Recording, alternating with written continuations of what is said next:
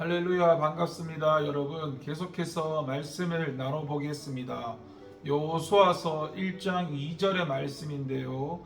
내 종 모세가 죽었으니 이제 너는 이 모든 백성과 더불어 일어나 이 요단을 건너 내가 그들 곧 이스라엘 자손에게 주는 그 땅으로 가라. 아멘. 여러분, 성도는 낙심과 그리고 안주했던 그 자리에서 일어나야 합니다.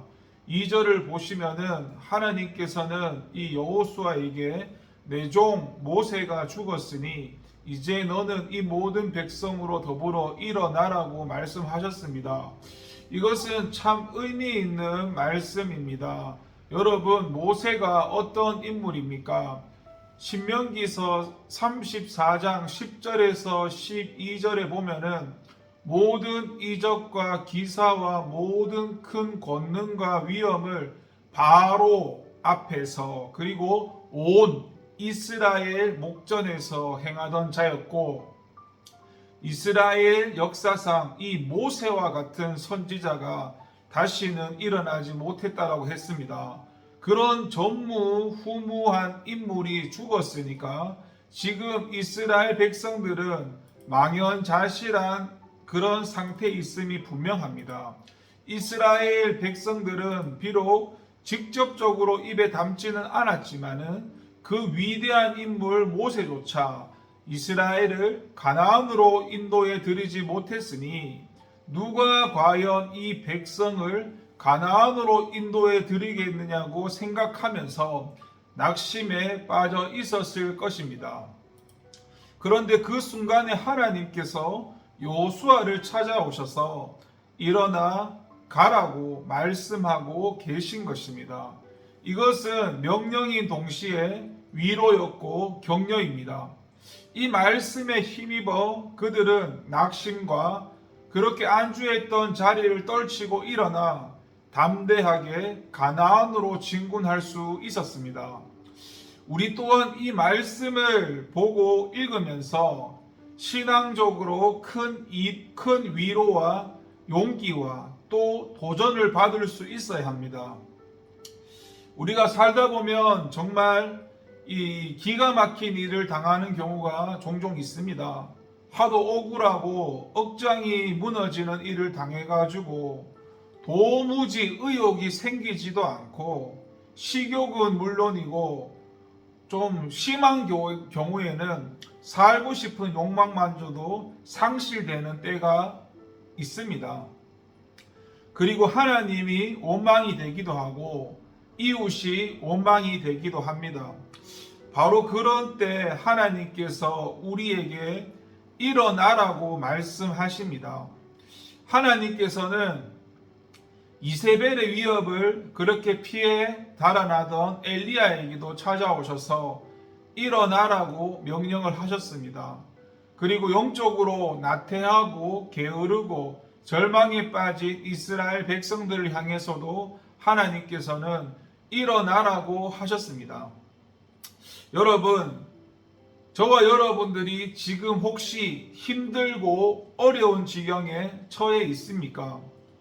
허탈하고 허무한 일을 만나셨습니까? 혹시 지금 누구를 원망하고 비난하고 있지는 않으십니까?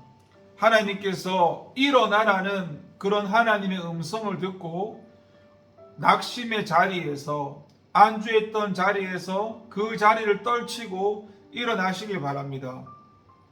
하나님께서는 전능하시고 이 세상을 창조하신 하나님이십니다. 그 하나님께서는 우리를 향해 말씀하시기를 두려워 말라 내가 너와 함께 함이니라 놀라지 말라 나는 내 하나님이 됨이니라 내가 너를 굳세게 하리라 참으로 너를 도와주리라 참으로 나의 의로운 오른손으로 너를 붙들리라고 약속하고 계십니다. 그래서 하나님을 의뢰하는 성도에게는 낙심의 자리나 안주했던 자리라는 것이 처음부터 없습니다. 여러분, 그리고 이 본문에서 요단을 건너는 자만이 가나안에 들어갈 수 있습니다. 다시 한번 2절을 보시게 되면 하나님께서는 이 여호수아에게 이 요단을 건너 내가 그들 곧 이스라엘 자손에게 주는 땅으로 가라라고 말씀하셨습니다. 가나안 정복 명령을 주신 것입니다.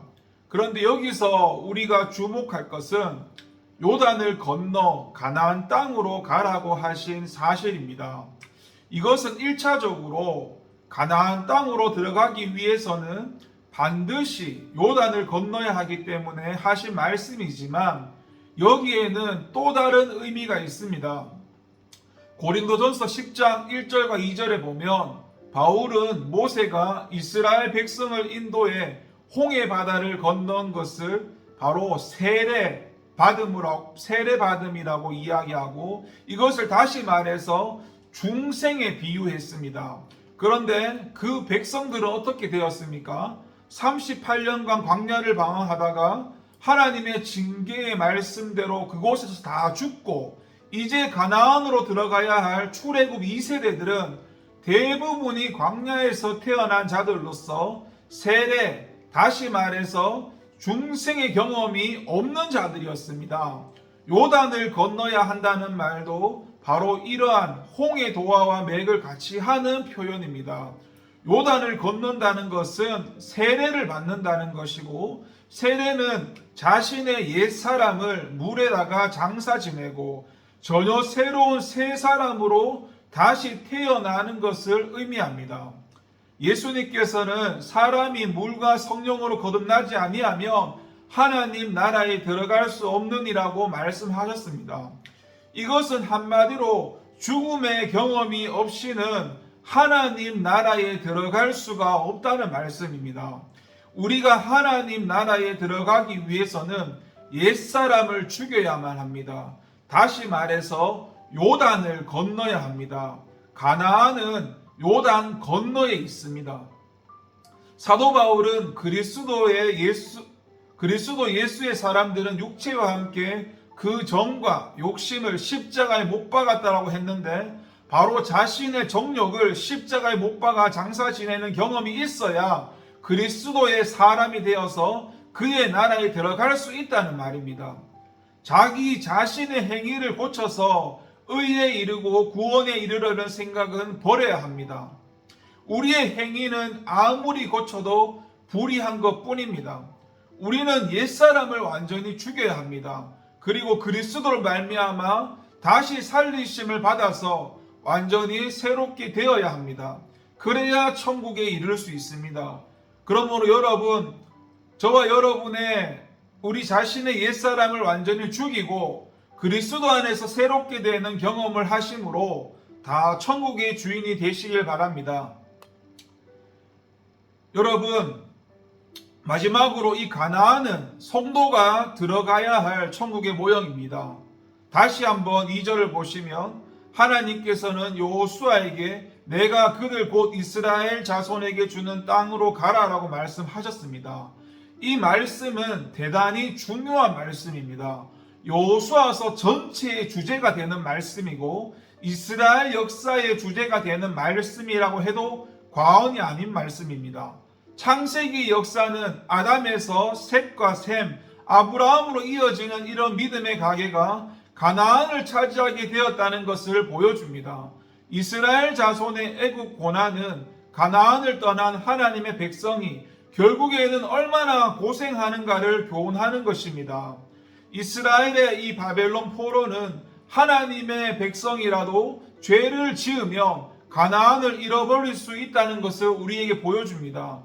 이스라엘에 관한 모든 것은 이렇게 가나안과 직접 관련되어 있습니다. 여호수아서는 조상들이 밟았던 약속의 땅을 되찾아가는 그 역사입니다. 이스라엘 백성에게 가나안은 이처럼 참으로 눈물겨운 땅입니다. 그들에게 있어서 가나안은 곧 생명이며 하나님의 축복의 약속이 있는 땅입니다. 지금의 이 이스라엘의 중심으로 벌어지고 있는 소위 중동 문제라는 것도 이러한 이스라엘의 역사를 모르고서는 도저히 우리가 이해할 수가 없습니다. 그들은 자기의 조상들이 생명을 걸고 찾고 지켰던 그 땅을 아무리 주변 국가와 세계에서 비난을 한다 할지라도 결국 포기하거나 양보할 수가 없는 것입니다. 이스라엘에게 있어서 이렇듯 이런 중대한 의미를 지녔던 그 가나안은 성도가 들어가 살 영원한 하나님의 나라의 모형이 됩니다. 오늘날 우리는 예수 그리스도의 십자가의 사역으로 말미암아 이 하나님 나라를 거저 얻었다고 생각하기가 쉽습니다. 물론 구원은 전혀 우리의 노력이나 공로로 얻을 수 없고 오직 예수 그리스도의 은혜로만 얻습니다. 하지만 그러한 사실이 하나님이 은혜로 주신 구원을 그렇게 값싸게 생각해도 된다는 말은 아닙니다. 천국의 모형이 되는 가나안을 얻기 위해서 이스라엘 백성들은 수많은 피와 눈물과 땀방울을 흘렸습니다. 그들은 가나안 입성을 결코 그렇게 값싸고 가볍게 이루어지는 것이 아니었습니다. 바울은 우리가 하나님의 은혜로 값없이 구원을 얻었다라고 말하면서도 그 구원 그 후에 우리 성도의 노력에 관해서 무엇이라고 했습니까? 두렵고 떨림으로 이루라고 했습니다. 또 그 자신이 내가 나를 쳐서 복종케 함은 내가 남에게 전파한 후에 자기가 도리어 버림이 될까봐 두려워한다라고 했습니다.